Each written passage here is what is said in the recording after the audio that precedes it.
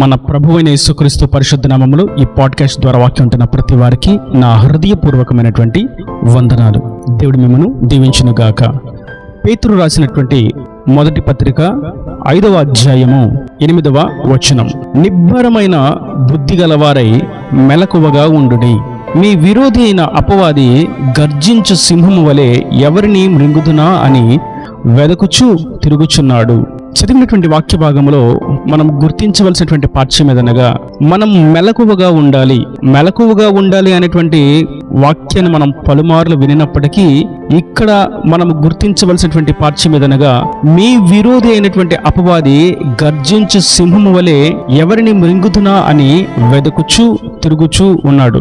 ఎవరిని మృంగుతాడు, ఎవరిని వెతుకుతున్నాడు, ఎవరి కోసం తిరుగుతున్నాడు అని చూసినట్లయితే, ఎవరైతే మెలకువ లేకుండా ఉంటారో, బుద్ధి కలిగినటువంటి మెలకువ లేకుండా ఉంటారో, అనాలోచనగా ఉంటారో, పరిశుద్ధతను గురించినటువంటి ఆలోచన లేకుండా ఉంటారో, రక్షణను గురించినటువంటి ధ్యాస లేకుండా ఉంటారో, పరలోక రాజ్యమును గురించి, దేవుని యొక్క రెండవ రాకడను గురించి ఏమాత్రం వివేచన లేకుండా ఉంటారో, అటువంటి వారి కొరకు వాడు వెదుకుచూ తిరుగుచూ ఉన్నాడు, మృంగివేయవలనని. ఇక్కడ మనం చూసినట్లయితే మృంగివేయవలనని అనేటువంటి మాటను చూసినప్పుడు దాని యొక్క అర్థం ఏదనగా, అపవాది వారిని నరకానికి పాత్రులుగా చేయడానికి ప్రయత్నం చేస్తున్నాడు. వాడు నరకంలో ఆహుతవుతాడు. వాడితో పాటు ఎవరైతే మెలకువ లేకుండా ఉన్నారో వారిని తనతో పాటు నరకములోకి త్రోసివేయబడ్డానికి, కాల్చబడ్డానికి వాడు తీసుకుని పోతాడు. మృంగివేయటం అనగా వాడితో పాటు నరకంలోకి కొనిపోబడుట. మరియు వాడు తనతో పాటు తీసుకుని పోవడానికి చాలా వెతుకుతూ ఉన్నాడు, మరియు చాలా తిరుగుతూ ఉన్నాడు. వాడి యొక్క ఆసక్తిని చూసినట్లయితే వాడు మెలకువగా ఉండి వెతుకుతూ తిరుగుతూ ఉన్నాడు. వాడికి అనగా ఏ మాత్రము మంచి లేని, ఏ మాత్రము కూడా పరిశుద్ధత లేని, ఏ మాత్రము కూడా ప్రేమ లేనటువంటి, ఎల్లవేళలా అపనిందలు వేస్తూ ఉండేటువంటి అపవాదికి, క్రీస్తు విరోధికి, నరకానికి పాత్రుడైనటువంటి వాడికే ఒక వ్యక్తిని తనతో పాటు తీసుకుని పోవాలి, నరకంలోకి పాత్రునిగా వాడిని మార్చాలని ప్రయత్నం చేస్తూ వెదుకుచూ తిరుగుచూ ఉన్నాడు అని అన్నప్పుడు, సజీవుడైనటువంటి, జీవము కలిగినటువంటి దేవుని ఆరాధిస్తున్నటువంటి మనకి ఇంకెంత మెలకువ ఉండాలి అనేటువంటి ఆలోచనను ఈ వచనం దగ్గర మనం కలిగి ఉండవలసిన వారమై ఉన్నాము. నేటి వాక్యం వింటున్నటువంటి నా ప్రియ సహోదరులారా, మనం మెలకువగా ఉండాలి. మనం ఒకవేళ మెలకువగా ఉండకపోతే, మెలకువగా ఉండి నరకానికి పాత్రలుగా చేయడానికి ఒకడు తిరుగుతూ ఉన్నాడు, వాడు విరోధి అయినటువంటి అపవాది. ఆ ఫుట్ నోట్లో మనం చూస్తాం సాతాను. వాడి కొరకు సిద్ధపరిచిన, వాడిని అనుసరిస్తున్నటువంటి దూతలకు సిద్ధపరిచినటువంటి ఆ అగ్ని గంధకములోకి మనుషులను తీసుకుని పోవాలని వాడు మెలకువగా ఉండి తిరుగుచూ ఉన్నాడు. ఇంకా వాడు వెతుకుచూ ఉన్నాడు. ఏ కుటుంబంలో మెలకువ కలిగినటువంటి ప్రార్థన లేదు, ఏ యొక్క జీవితంలో మెలకువ కలిగినటువంటి భక్తి లేదు, ఏ యొక్క బ్రతుకులో మెలకువ కలిగినటువంటి భయము లేదు, ఈ క్రీస్తు యందు భయభక్తులు లేవని వాడు వెతుకుచూ ఉన్నాడు. అటువంటి వారి కొరకు వాడు తిరుగుచూ ఉన్నాడు. ప్రతి చోట వాడు వెతుకుతూ తిరుగుతూనే ఉన్నాడు. కనుక మనము నేటి దినాన మెలకువ కలిగి ఉండాలి అనేటువంటి మాటను గుర్తించవలసిన వారమై ఉన్నాము. ఆత్మీయ మెలకువ కలిగి, ఆత్మ సంబంధమైనటువంటి మెలకువతో మనం ఆత్మీయ యాత్రలో ముందుకు సాగవలసిన వారమై ఉన్నాము. మనం సంసోను యొక్క జీవితంలో చూసినట్లయితే, సంసోను దేవుడు అభిషేకించాడు, తన ఆత్మతో నింపాడు. ఫిలిస్తీన్ల చేతుల నుండి, శత్రువుల చేతుల నుండి ఇజ్రాయేలీలను రక్షించడానికి దేవుడు సంసోనును ఎన్నుకున్నాడు. కానీ సంసోను దేవుడు చెప్పినటువంటి మాటలను నిర్లక్ష్యపరిచాడు. మెలకువగా ఉండలేకపోయాడు. నాజీరు వ్రతం కలిగి ఉండలేకపోయాడు. చచ్చిన దానిని తాకకూడదు అనేటువంటి మాటను మర్చిపోయాడు. అతి ముఖ్యమైనటువంటి అంశం, తన తల వెంట్రుకలను ఏమాత్రము కూడా క్షవరము చేయించకూడదు అనేటువంటి మాటను విసర్జించాడు. ఈ అమూల్యమైనటువంటి దేవుని యొక్క నిబంధనలను, షరతులను నిర్లక్ష్యపరచడం చేత సంసోను అనాలోచనగాను, సోమరివాని వలె నిర్లక్ష్య స్వభావముతో తన జీవన మనుగడను కొనసాగిస్తూ ఉన్నాడు. మెలకువగా ఉండి ఎప్పుడూ వెతుకుతూ తిరుగుతూ తనతో పాటు నరకానికి తీసుకుని వెళ్ళాలి అనేటువంటి అపవాదికి సంసోను దొరికాడు. సంసోను వేశ్య అయినటువంటి దెలీలా యొక్క వడిలో తలను ఉంచి నిద్రిస్తూ ఉండగా సంసోనుతో ఉన్నటువంటి దెలీలా అతనిని అడిగింది, నీ యొక్క బలానికి రహస్యం ఏమిటి అని.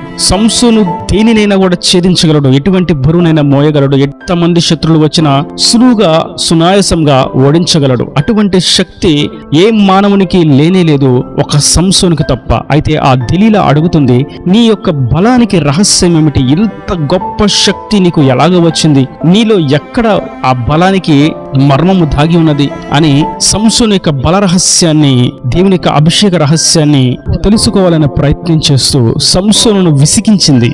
సంసోను మెలకువగా ఉండి ఉన్నట్లయితే బాగుండే మాట. వెంటనే దెలీలా యొద్ద నుండి దూరంగా వెళ్ళిపోయేవాడు, వేశ్య సాంగత్యాన్ని విసర్జించేవాడు, తల్లిదండ్రులతో క్షేమంగా ఉండేవాడు, శత్రువులను సులువుగా ఓడించేవాడు, తన దేశానికి తన జనులకు క్షేమమును రక్షణను కలుగు చేసేవాడు. కానీ తాను మెలకువగా ఉండకపోవట చేత, బుద్ధి లేకపోవట చేత, నిబ్బరమైనటువంటి బుద్ధి లేకపోవట చేత సంసోను విసిగిపోయి దెలీలాకి తన యొక్క బల రహస్యాన్ని తెలియజేశాడు. నా బలమంతా నా యొక్క జుట్టులోనే ఉన్నది, నా యొక్క తల వెంట్రుకలలో ఉన్నది. వాటిని కత్తిరించినట్లయితే, క్షవరము చేసినట్లయితే నేను సామాన్యమైనటువంటి మనిషి వలె, అందరి వలె మారిపోతాను అని దేవుడు తనకు చెప్పినటువంటి రహస్యాన్ని మెలకువ లేకుండా దెలీలాకు తెలియజేశాడు. ఎప్పుడైతే దెలీలాకి ఆ విషయం తెలిసిందో వెంటనే సంసోనును తన వడిలో నిద్రపుచ్చి సంసోను యొక్క తల వెంట్రుకలను కత్తిరించి వేసింది. ఫిలిస్తీయులను పిలిచి సంసోనును శత్రులకు అప్పగించింది. సంసోనుకు ఏమాత్రము తెలియకయే తనకు ఇంకా బలముంది అనుకొని ఫిలిస్తీయుల మీదకి యుద్ధం చేయడానికి లేచినప్పుడు తనలో ఏమాత్రము బలము లేదని, సామాన్యమైనటువంటి వ్యక్తిగా మారిపోయాడు అన్నటువంటి సంగతిని గుర్తించాడు. శత్రువుల చేతికి చిక్కిపోయాడు. వారు అతన్ని హింసించారు, తన కళ్ళను తీసివేశారు, రోకలితో పప్పును రుబ్బించారు, అందరి చేత అపహాస్యానికి గురయ్యాడు, నిందల పాలయ్యాడు, తృణీకరింపబడ్డాడు, ఎన్నిక లేనివాడిగా మిగిలిపోయాడు. కారణం ఒకటే, మెలకువ కలిగి లేకపోవట. అపవాది ఎప్పుడు కూడా శోధిస్తూ ఉంటాడు, విసిగిస్తూ ఉంటాడు పాపము చేయడానికి. సంసోనును కూడా దెలీలా అదే విధంగా విసిగించింది. తనను పడవేయడానికి ఏం చేస్తే పడిపోతాడు అని విసిగించి రహస్యాన్ని తెలుసుకున్నది. నేడు ఈ అంత్య దినాలలో కూడా అపవాది చేసేటువంటి పని, వాడి తంత్రము అదే. మనం పడిపోవడానికి ఏ క్రియ జరిగించాలి, ఎవరిని కళ్ళ ముందుకు తీసుకుని రావాలి, ఏ పదార్థాన్ని కళ్ళ ఎదుటకు తీసుకుని రావాలి, ఎటువంటి క్రియలు జరిగిస్తే, ఏమి చేస్తే ఈ వ్యక్తి పాపంలో పడిపోతాడు అని వాడు అనేకమైనటువంటి విధాలుగా ప్రయత్నం చేస్తూ మనిషిని విసిగిస్తూ చివరకు పాపములో పడవేసే విధంగా వాడు చేస్తూ ఉన్నాడు. అది సోషల్ మీడియా పరంగా కానీ, సినిమాల పరంగా కానీ, సీరియల్స్ పరంగా కానీ, వ్యాపార పరంగా కానీ, ధనాపేక్ష పరంగా కానీ, గర్వం వలననే కానీ, ప్రేమరహితమైనటువంటి క్రియల వలననే కానీ, స్వార్థం వలననే కానీ, వ్యభిచారం వలననే కానీ, దొంగతనాల వలననే కానీ, సుఖభాగాల యందు ఆసక్తి కలిగి ఉండటం వలననే కానీ, రకరకాలైనటువంటి క్రియలలో, కోణాలలో క్రీస్తు అనుచరులను, సత్య క్రైస్తవులను, ఇంకా మాట్లాడితే సేవకులను సైతం, మేము సేవ చేస్తున్నామని చెప్పుకునే వారిని సైతం వాడు సులువుగా పడవేస్తూ ఉన్నాడు, వారి యొక్క బలహీనతను ఆసరాగా తీసుకొని. కనుక ఈ సందర్భంలో మనం గుర్తించవలసినటువంటి పాఠ్యం ఏదనగా, మనము నిబ్బరమైనటువంటి బుద్ధి కలిగి ఉన్నట్లయితే, మెలకువగా ఉండినట్లయితే, ఆ బుద్ధి కలిగినటువంటి ఆత్మ సంబంధమైనటువంటి మెలకువను కలిగి జీవించినట్లయితే అపవాది యొక్క తంత్రాలను మనం సులువుగా గుర్తించగలుగుతాం. అందుకే వాక్యం ఈ రీతిగా రాయబడి ఉన్నది, అపవాది యొక్క తంత్రాలను మీరు ఎరుగని వారు కాదు. సంసోను ఎరుగలేకపోయాడు, ఓడిపోయాడు, తన బలాన్ని కోల్పోయాడు. నేడు మనమైతే ఈ వాక్యం చేత మనము అపవాదిని జయించవలసిన వారమై ఉన్నాము, పాదముల క్రింద చితక తొక్కవలసిన వారమై ఉన్నాము. కనుక ఆత్మ సంబంధమైనటువంటి ఈ నిబ్బరమైనటువంటి బుద్ధి కలిగినటువంటి మెలకువతో మనం ముందుకు సాగవలసిన వారమై ఉన్నాము.